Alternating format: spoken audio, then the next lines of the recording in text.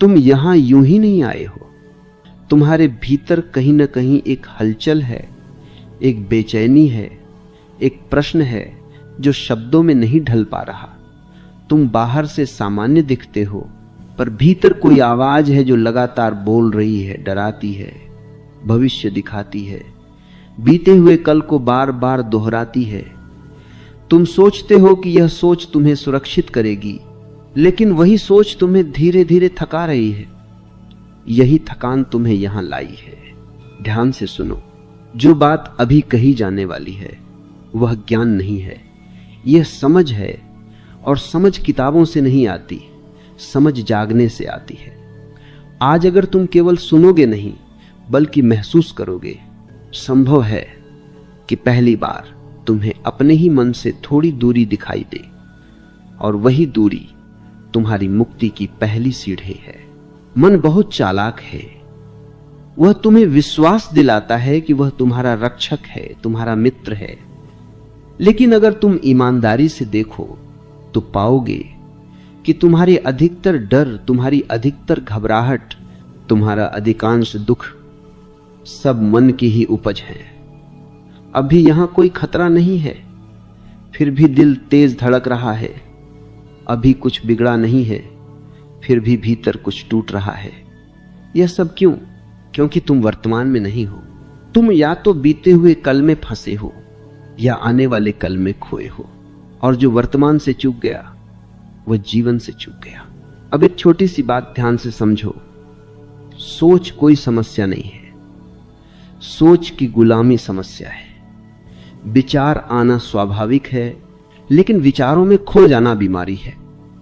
और अधिकतर लोग इसी बीमारी को अपनी पहचान मान बैठे हैं।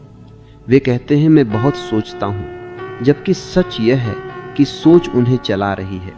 डर क्या है? डर भविष्य की कल्पना है। घबराहट क्या है? घबराहट उन कल्पनाओं पर विश्वास कर लेना है। मन एक फिल्म प्रोजेक्टर की तरह है, वह पर्दे पर दृश्य डालता रहता है। असफलता, अपमान, बीमारी, अकेलापन, मृत्यु, और तुम भूल जाते हो कि यह सिर्फ पर्दा है, वास्तविकता नहीं। तुम उस फिल्म में इतने डूब जाते हो कि पर्दे के पीछे बैठे दर्शक को भूल जाते हो। आज मैं तुम्हें दर्शक की याद दिलाने आया हूं। जब भी अगली बार डर आए, उससे लड़ो मत, भागो मत। आंख बंद करके बैठ जाओ और देखो कि डर कहां है। क्या वो हाथ में है? नहीं। क्या वो आंखों में है? नहीं। क्या वो पेट में है? शायद एक सनसनाहट। पर ध्यान से देखो, वह सनसनाहट भी बदल रही है। जो बदल रहा है वह तुम नहीं हो सकते। यही पहली समझ है। तुम डर नहीं हो, तुम घबराहट नहीं हो, तुम विचार नहीं हो। तुम वह हो जो इन सबको देख रहा है, लेकिन मन ये बात पसंद नहीं करता। जैसे ही तुम देखने लगते हो, मन कहता है इससे क्या होगा, यह बेकार है। तुम्हारी समस्या बहुत बड़ी है। मन हमेशा तुम्हें फिर से सोच में खींच ले जाना चाहता है, क्योंकि सोच में ही उसका अस्तित्व है। ध्यान रखना, मन तुम्हारा शत्रु नहीं है, पर मालिक बन जाए तो जहर है। अब एक गहरी बात समझो। ओवर थिंकिंग इसलिए होती है क्योंकि तुम जीवन पर भरोसा नहीं करते। डर इसलिए होता है क्योंकि तुम परिणाम पर नियंत्रण चाहते हो। घबराहट इसीलिए होती है क्योंकि तुम वर्तमान को स्वीकार नहीं करते। तुम हर समय कुछ और होना चाहते हो, जो है वह कभी पर्याप्त नहीं लगता। लेकिन जीवन होने में है, बनने में नहीं। जब तुम यह स्वीकार कर लेते हो कि जो इस क्षण है वही पर्याप्त है, उसी क्षण मन ढीला पड़ने लगता है। याद रखो, समाधान सोच से नहीं आता, समाधान आता है देखने से। अभी तुम जो सुन रहे हो उसे समझने की कोशिश मत करो, उसे भीतर उतरने दो। मन कहेगा इससे मेरी नौकरी का क्या, मेरे रिश्ते का क्या, मेरे भविष्य का क्या। मन हमेशा सौदेबाजी करेगा, लेकिन जीवन सौदा नहीं करता। जीवन केवल जीने को कहता है। आज अगर तुम्हें इस वीडियो में कुछ भी सच्चा लगा हो, कुछ भी छू गया हो, तो एक छोटा सा काम करना। अपने विचार में सिर्फ एक शब्द लिख देना, देख रहा हूं। यह विचार मेरे लिए नहीं, तुम्हारे लिए होगा। यह तुम्हारी पहली घोषणा होगी कि अब तुम मन नहीं, देखने वाले हो। मन बहुत प्राचीन है, वह तुम्हारे जन्म से भी पुराना है। उसमें तुम्हारे नहीं, तुम्हारे माता पिता के, समाज के, सदियों के डर जमा है। इसलिए जब तुम सोचते हो कि यह मेरा डर है, तो तुम भ्रम में हो। यह डर व्यक्तिगत नहीं है, यह सामूहिक है। तुम बस उसे ढो रहे हो। मन का पूरा खेल समय के साथ है। या तो वह तुम्हें बीते हुए कल में खींच ले जाता है, या आने वाले कल में। वर्तमान उसके लिए सबसे खतरनाक जगह है, क्योंकि वर्तमान में उसका कोई अस्तित्व नहीं। ध्यान देकर देखो, जब तुम पूरी तरह इस क्षण में होते हो तो सोच अपने आप रुक जाती है। कोई प्रयास नहीं करना पड़ता, कोई लड़ाई नहीं करनी पड़ती। लेकिन मन बड़ा चालाक है। वह भविष्य को तैयारी के नाम पर बेचता है। वह कहता है अगर अभी सोच लोगे तो बाद में दुख नहीं होगा, और तुम मान लेते हो। असल में होता इसका उल्टा है। जितना अधिक तुम भविष्य के लिए सोचते हो, उतना ही तुम वर्तमान खोते हो, और जिसने वर्तमान खो दिया उसने सब खो दिया। अब एक बहुत सूक्ष्म बात समझो, भविष्य कभी आता नहीं है। जब भी आता है वह वर्तमान बन जाता है। तो तुम जिस चीज से डर रहे हो वो कभी घटित ही नहीं होती। तुम केवल उसकी कल्पना से डरते हो। मन कल्पना का कारखाना है, और ओवर थिंकिंग उसी कारखाने की ओवर प्रोडक्शन है। अब सवाल यह नहीं कि मन को कैसे रोका जाए।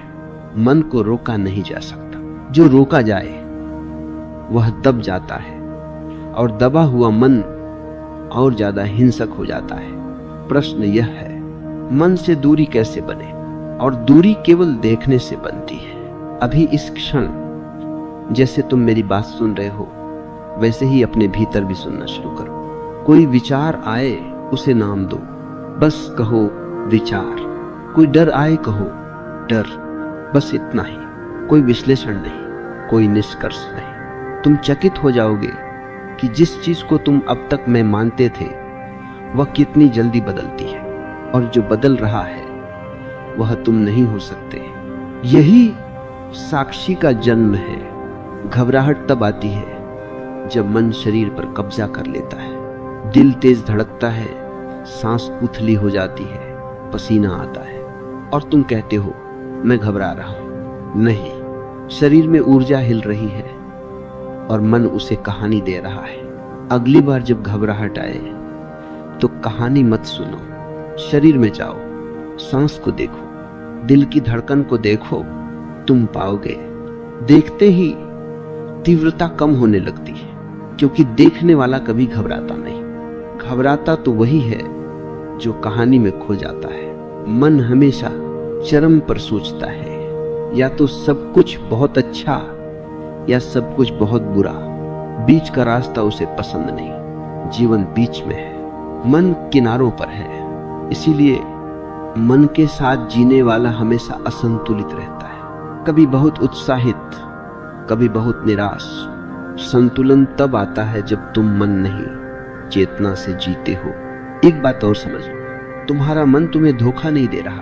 वह वही कर रहा है जिसके लिए उसे प्रशिक्षित किया गया है। समाज ने उसे डर पर पाला है, स्कूल ने उसे तुलना सिखाई है, परिवार ने उसे अपेक्षाएं दी है। अब अगर तुम जाग रहे हो तो यह तुम्हारी जिम्मेदारी है कि मन को मालिक से सेवक बनाओ। सेवक उपयोगी है, मालिक विनाशकारी। जब भी सोच आए उससे पूछो मत क्या सही है, बस देखो क्या यह अभी है। अगर अभी नहीं है तो उसे जाने दो। जीवन अभी है, सांस अभी है, यह पल अभी है, और जो अभी है उसमें कोई समस्या नहीं। समस्याएं हमेशा समय के साथ आती है, या तो अतीत से या भविष्य से। पहचान यहीं से असली उलझन शुरू होती है। तुम सोचते हो कि तुम डर हो, तुम चिंता हो, तुम ओवर थिंकिंग हो। असल में तुमने इन सब को अपनी पहचान बना लिया है। कोई कहता है मैं बहुत भावुक हूं, कोई कहता है मैं बहुत सोचता हूं। कोई कहता है मेरी फितरत ही डरने की है। ध्यान दो, ये सब वाक्य नहीं है, ये जंजीरें हैं तुमने अपने गले में खुद डाली हैं। पहचान बड़ी मीठी होती है, वह तुम्हें सुरक्षा देती है, झूठी सुरक्षा।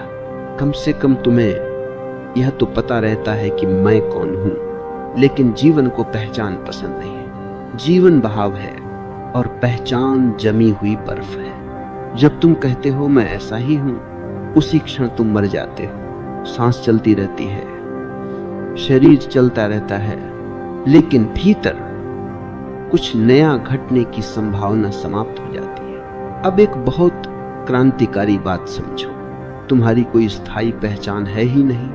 आज तुम जो हो कल नहीं रहोगे, और यह दुख की बात नहीं, यही मुक्ति है। डर इसलिए नहीं सताता कि वह शक्तिशाली है, डर इसीलिए सताता है क्योंकि तुम उसे मेरा कह लेते हो। जैसे ही तुम कहते हो मेरा डर, तुमने उसे घर दे दिया। लेकिन डर कभी कहता नहीं मैं तुम्हारा हूं। यह तो तुम हो जो अपनापन जता रहे हो।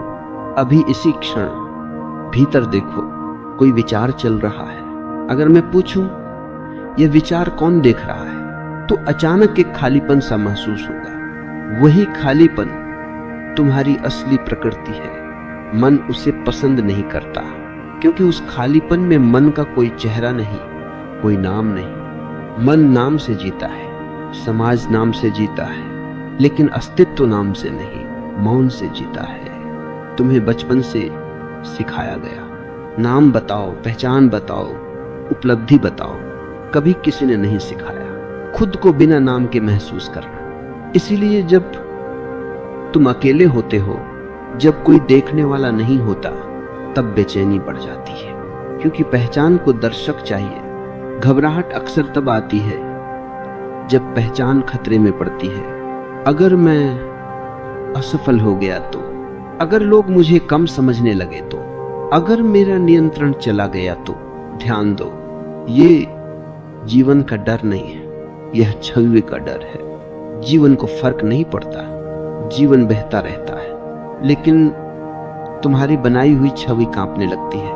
अब एक प्रयोग करो, अगली बार जब डर आए खुद से मत पूछो मैं क्यों डर रहा हूं, पूछो कौन सी पहचान खतरे में है। तुरंत स्पष्टता आएगी। कभी वह अच्छा इंसान की पहचान होगी, कभी सफल व्यक्ति की, कभी मजबूत दिखने वाला की। और जैसे ही तुम पहचान को देख लेते हो, डर ढीला पड़ने लगता है, क्योंकि पहचान देखी जा सकती है, और जो देखा जा सकता है वह तुम नहीं हो सकता है। यह समझ बहुत शांत है, इसमें कोई उत्तेजना नहीं, कोई नशा नहीं। लेकिन यह समझ धीरे धीरे मन के पूरे साम्राज्य को हिला देती है। ओवर थिंकिंग की जड़ यही है।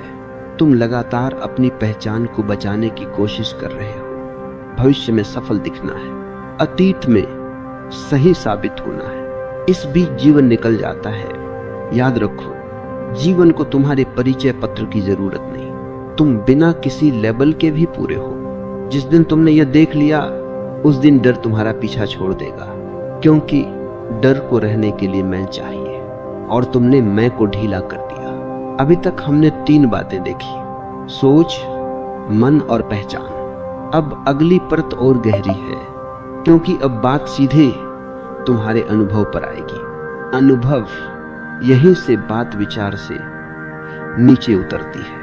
अब तक जो कुछ कहा गया उसे तुम समझ सकते थे, मान सकते थे, असहमत भी हो सकते थे, लेकिन अब जो कहा जाने वाला है उसे केवल अनुभव किया जा सकता है। समझ और अनुभव में फर्क है। समझ मन की होती है, अनुभव अस्तित्व का होता है। तुम बहुत सी बातें समझते हो कि डर बेकार है, कि ओवर थिंकिंग नुकसान करती है, कि घबराहट सिर्फ मन का खेल है। फिर भी डर आता है, फिर भी सोच चलती रहती है।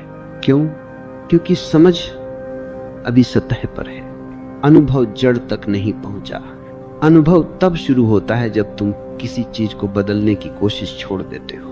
अब ध्यान से सुनो, क्योंकि यह बात मन को पसंद नहीं आएगी, तुम्हारी समस्या यह नहीं है कि तुम्हारे भीतर डर है, तुम्हारी समस्या यह है कि तुम डर को हटाना चाहते हो। हटाने की इच्छा ही डर को ताकत देती है। जब तुम कहते हो मुझे डर नहीं चाहिए, उसी क्षण तुम डर को स्वीकार कर लेते हो कि वह महत्वपूर्ण है। जीवन में जो भी महत्वपूर्ण हो जाता है वही केंद्र बन जाता है। डर को केंद्र से हटाने का एक ही तरीका है, उसे पूरी तरह बिना शर्त अनुभव करना।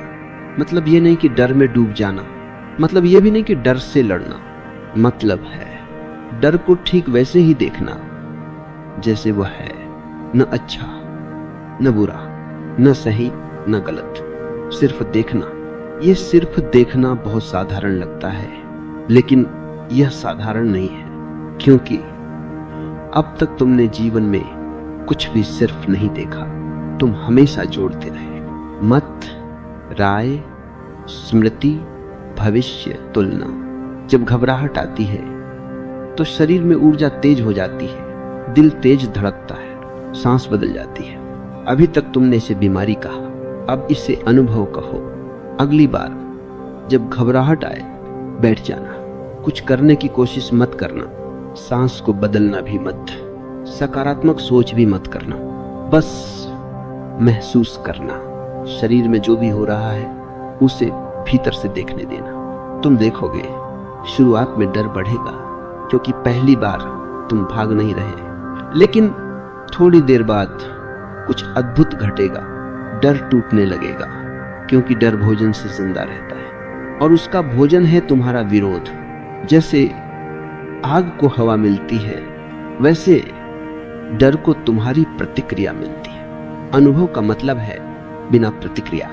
यह कोई तकनीक नहीं है, तकनीक मन को चाहिए। यह एक साहस है, अपने ही भीतर रुक जाने का साहस। अब एक और गहरी बात, ओवर थिंकिंग इसलिए नहीं रुकती क्योंकि तुम सोचते हो। ओवर थिंकिंग इसलिए चलती है क्योंकि तुम सोच से बचना चाहते हो। जो भी तुम दबाते हो वह लौट कर आता है। मन तुम्हें थका नहीं रहा, मन तुम्हारी थकान दिखा रहा है। जब तुम अनुभव में उतरते हो तो धीरे धीरे एक दूरी बनने लगती है। तुम पाते हो सोच चल रही है लेकिन तुम हिल नहीं रहे, डर आ रहा है लेकिन तुम टूट नहीं रहे, घबराहट है लेकिन तुम उसमें खो नहीं रहे। यही स्थिरता है। स्थिरता का मतलब जड़ होना नहीं, स्थिरता का मतलब है केंद्र का अचल होना। बाहर तूफान हो सकता है लेकिन भीतर गहराई में शांति बनी रहती है। अब समझो, शांति कोई अवस्था नहीं है, शांति तुम्हारी प्रकृति है। तुम उसे पाना नहीं है, तुम बस उससे हटे हुए हो। जैसे बादल सूरज को ढक लेते हैं लेकिन सूरज गायब नहीं होता।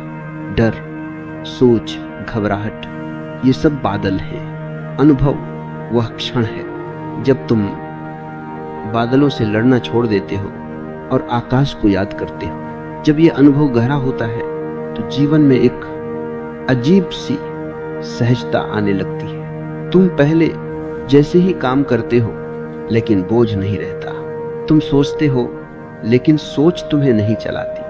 तुम भविष्य की योजना बनाते हो लेकिन भविष्य में रहते नहीं। यही संतुलन है, और यह किसी साधु का जीवन नहीं है, यह जागृत मनुष्य का जीवन है। याद रखो, तुम्हें कहीं पहुंचना नहीं है, तुम पहले से वही हो।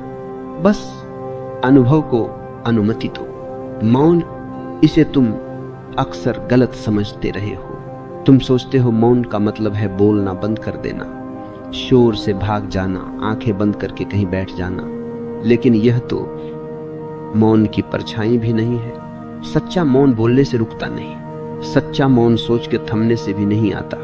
सच्चा मौन तब प्रकट होता है जब तुम भीतर से प्रतिक्रिया देना बंद कर देते हो। ध्यान दो, तुम्हारी बेचैनी आवाज से नहीं है, तुम्हारी बेचैनी प्रतिक्रिया से है। कोई तुम्हें कुछ कह देता है, तुम भीतर हिल जाते हो। कोई परिस्थिति बदल जाती है, तुम भीतर टूटने लगते हो।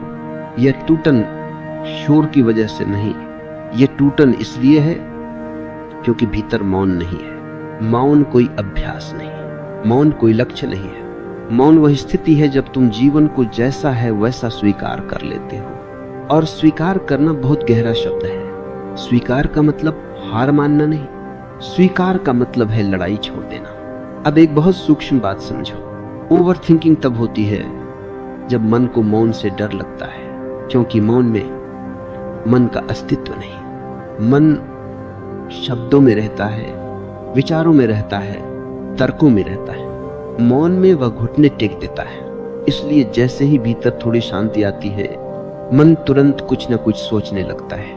पुरानी याद, आने वाला डर, कोई अधूरी बात। मन कहता है कुछ तो चलना चाहिए, लेकिन जीवन को कुछ चलाने की जरूरत नहीं, जीवन स्वयं चलता है।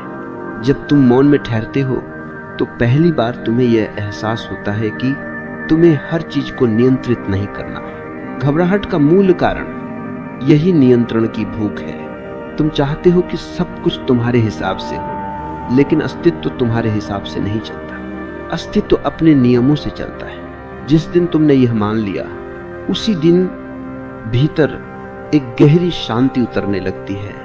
मौन का मतलब यह नहीं कि डर नहीं आएगा, डर आएगा, लेकिन मौन में डर टिक नहीं पाएगा, क्योंकि डर को संवाद चाहिए, डर को कहानी चाहिए। मौन में कहानी मर जाती है। जब डर आता है और तुम चुप रहते हो, न भागते हो, न लड़ते हो, न समझाते हो, तो डर खुद से ही थक जाता है। यह बड़ा अद्भुत अनुभव है। डर आता है, थोड़ी देर रुकता है और चला जाता है, और तुम पहली बार देखते हो यह तो स्थायी था ही नहीं। तुम्हारी पूरी जिंदगी इसी भ्रम में बीतेगी। जो भीतर चल रहा है वही तुम हो। मौन तुम्हें यह दिखाता है कि जो चल रहा है वह आता जाता है, और जो देखने वाला है वह स्थिर है। अब समझो, मौन का मतलब भाव शून्य होना नहीं। मौन में भाव और भी गहरे हो जाते हैं। खुशी में एक स्थिरता आ जाती है, दुख में एक समझ आ जाती है। पहले तुम रोते थे और टूट जाते थे, अब तुम रोते हो लेकिन बिखरते नहीं। यही फर्क है। मौन तुम्हें जीवन से काटता नहीं, मौन तुम्हें जीवन से जोड़ता है। तुम वही काम करते हो, उसी दुनिया में रहते हो, लेकिन भीतर एक केंद्र बन जाता है। और जो व्यक्ति केंद्र में जीने लगता है, उससे ओवर थिंकिंग नहीं सताती, क्योंकि अब सोच केंद्र नहीं रही, सोच एक उपकरण बन गई। याद रखो, जब सोच मालिक होती है तो जहर बन जाती है, जब सोच सेवक होती है तो वरदान बन जाती है। मौन सोच को सेवक बनाता है। अब एक और गहराई, तुम मौन को पकड़ने की कोशिश मत करना। जो पकड़ा जाए वह मौन नहीं होता। मौन तो तब आता है जब तुम छोड़ देते हो अपेक्षाएं, परिणाम, भविष्य की चिंता। तुम कहते हो जो है यही है। ये वाक्य बहुत क्रांतिकारी है, क्योंकि इसमें कोई शिकायत नहीं, और जहां शिकायत खत्म होती है वही मौन शुरू होता है। अब तुम समझ सकते हो कि क्यों बुद्धिमान लोग कम बोलते हैं, क्यों उनकी आंखों में शांति होती है। वे मौन को जीते हैं। यह मौन किसी गुफा में नहीं मिलता, यह मौन बाजार में भी मिल सकता है। बस एक शर्त, तुम भीतर से भागना बंद करो। अभी तक हमने सोच को देखा, मन को देखा, पहचान को देखा, अनुभव को जिया, और अब मौन को छुआ। जीवन अब बात किसी विचार की नहीं, किसी अभ्यास की नहीं, किसी समझ की भी नहीं, अब बात जीने की है।